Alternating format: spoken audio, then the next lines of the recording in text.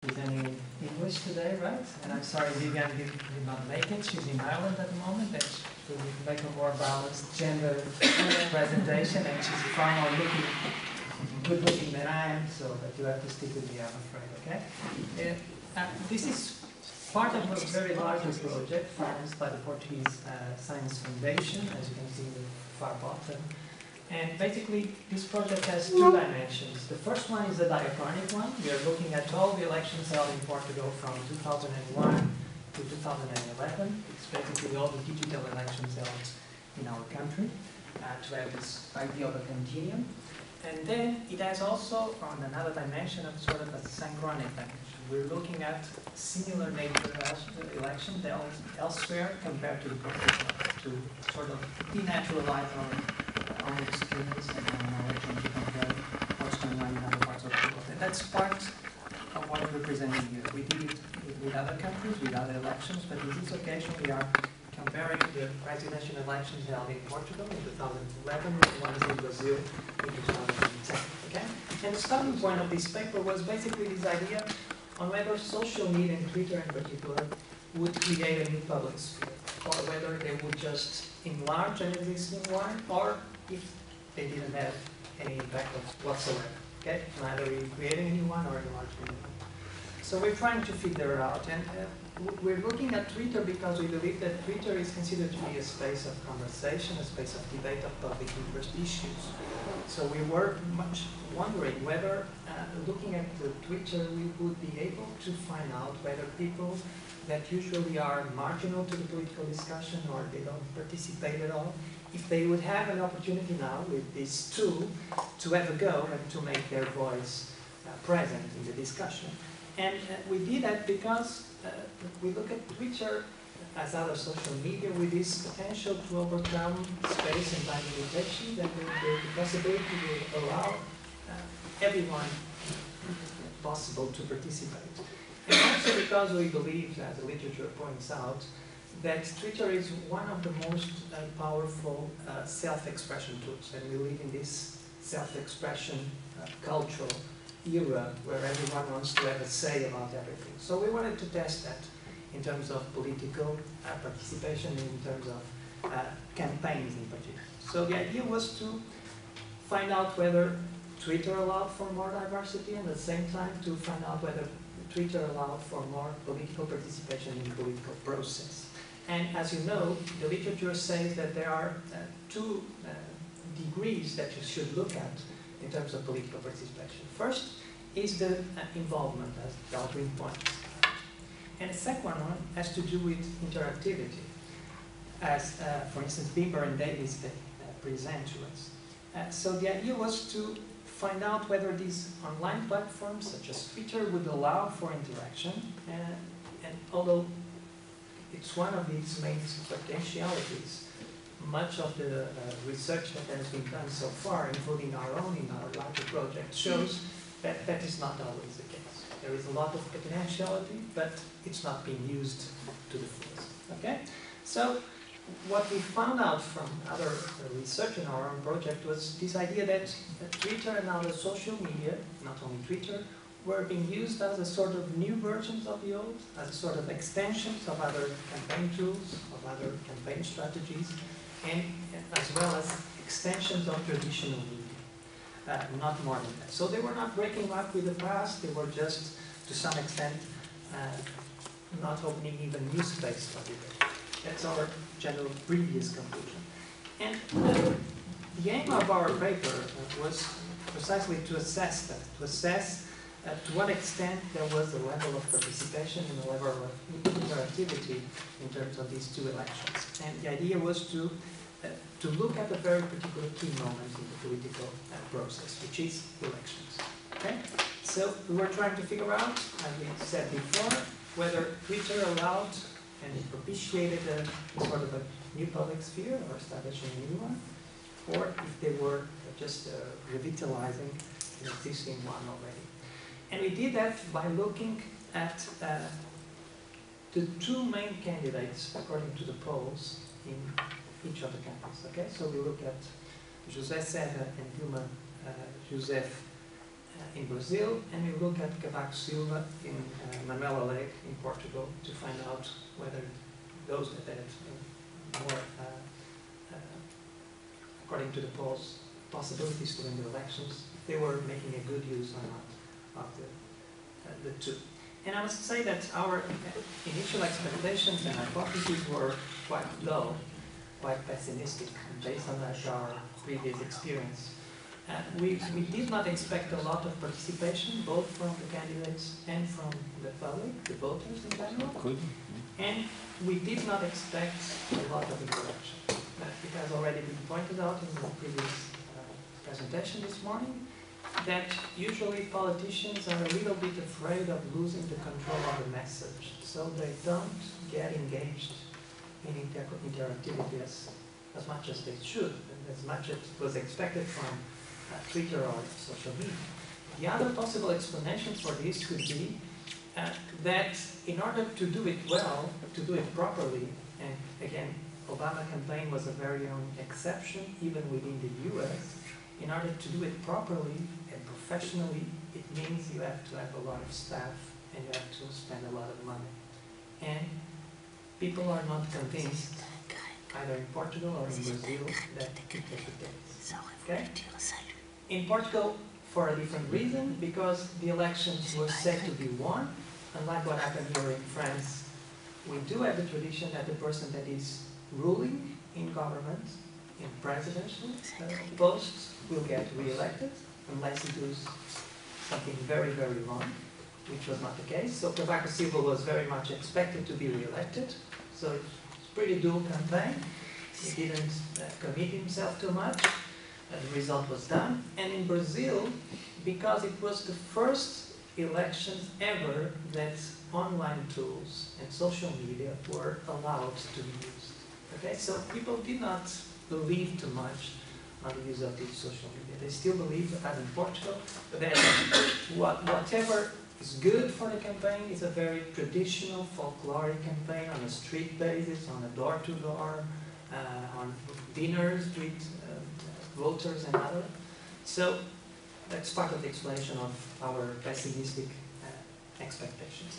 As for the samples and methodology, what we did was look at the messages posted on the Twitters of the 4 candidates during the last 10 days of the campaign, when we believe all the buzz is going on, not the campaign, when everything happens, at least when everything that really interests the campaign really happens. And it resulted in 281 tweets in total, which gives you already an idea of how low the traffic and the transit of information was during the campaign. It shows you the importance of Twitter, and I must say this was not only about Twitter, it happened the same in Facebook and other social media, okay? So there was a pattern there, and then what we did was combine different things. We were looking at how much followers, how many tweets were posted, but then we were looking at different things. First of all, we were looking at the nature of the tweets, using these 2 researchers' categorization on being informational or conversational.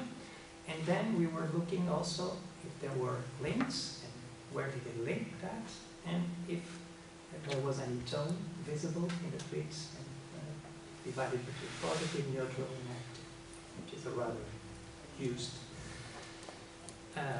combination.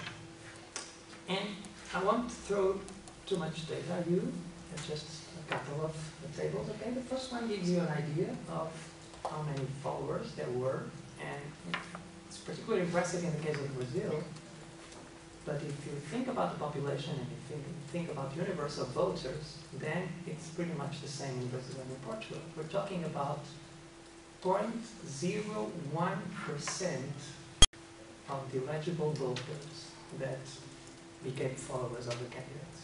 Okay, so that gives you an idea of how important Twitter was in these elections. The second table shows you, again, the traffic, how many tweets were posted by the candidate and by the followers. And what I should mention from this table, it's basically José Serra, the Brazilian candidate, the runner for the elections that uses more often the Twitter as a tool for campaign, and you could say that its followers that use it as much as well. But if you have a close look at it, it's mostly Dilma Rousseff's followers that present almost 80% of their total traffic in Twitter. Okay? As for the Portuguese ones, as you can tell, there's nothing going on about the followers, and pretty little going on about the candidates. They were not using this at all. Again, this is where the choice of the sample that you use interferes in the results, because if we have a look at other candidates, the prospect would be slightly different. Okay? And the same for the tones of the messages, as we will talk later on. Then we told you about this distinction between informational and conversational tweets. And what we have here is, again, mostly José Serra that leads, but if you look at all candidates, they tend to use tweets with a news prospect, presenting very ideas or news about events related to the campaign. So that's all they want to do, is to use tweets. Twitter has a very online, a very straightforward tool to catch the attention of followers and voters about what's going on in the campaign, and also to link to other social media, as we shall see on the next slide. Okay, so nothing going on about being personal, at least in the Portuguese candidates. We find one in Manuel Alegre, and it was curiously enough when he made a point about regretting a flood that had happened in Brazil, funny enough. Okay, so he was making a personal note of that. Besides that, there's nothing going on. In Brazil, you can explain it being more personal because it's something that has to do with the political culture. Okay? Candidates tend to voice, people much more vocal about their own views and positions in life. Not in Portugal. Just present the facts. Okay? As for the link, the last one, if you look at it, there is quite a lot, and we had a closer look at it, where they were linking at, and basically they were linking to other social media of the same candidate. Okay?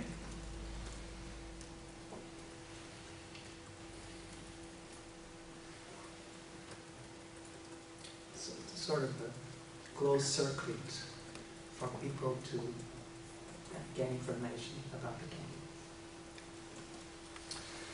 As for the other dimension of comparison, of more qualitative analysis that we did in terms of conversational tweets, again, it's mostly José Serra that there's something going on.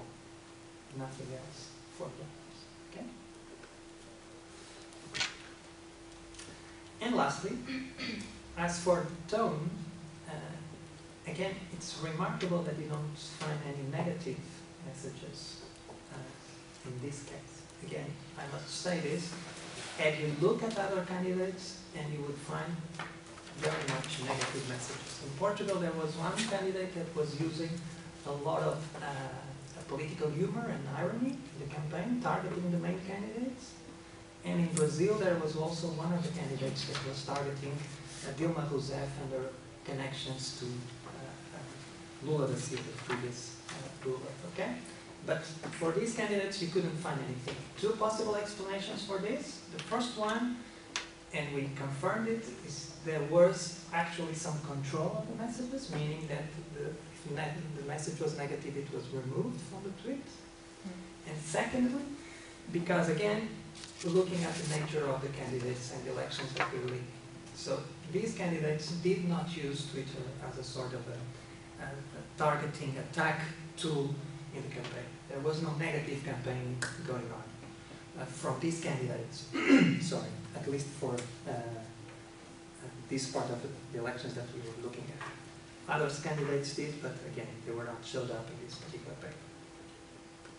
So what are the main conclusions or implications for this? Well, we could say that the use of Twitter was not neglected in these elections, so it was used.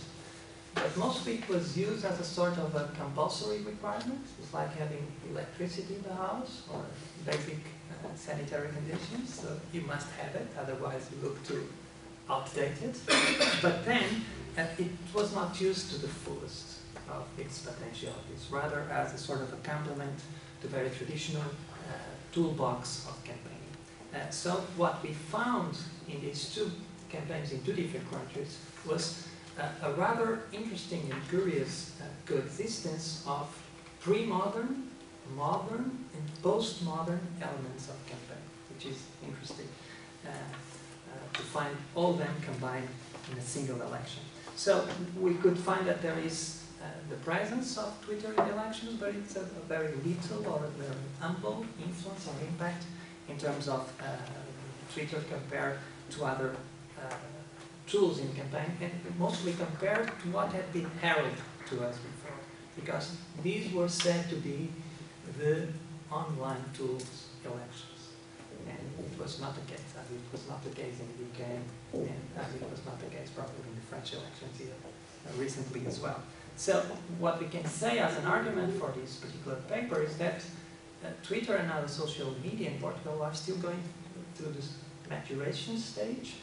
They are still behind that full potential, and they are being just utilized as a complement to very traditional tools and a very folkloric campaigns, completely misusing its most important potential, which is the interactive feature. Thank you. Thank you very much.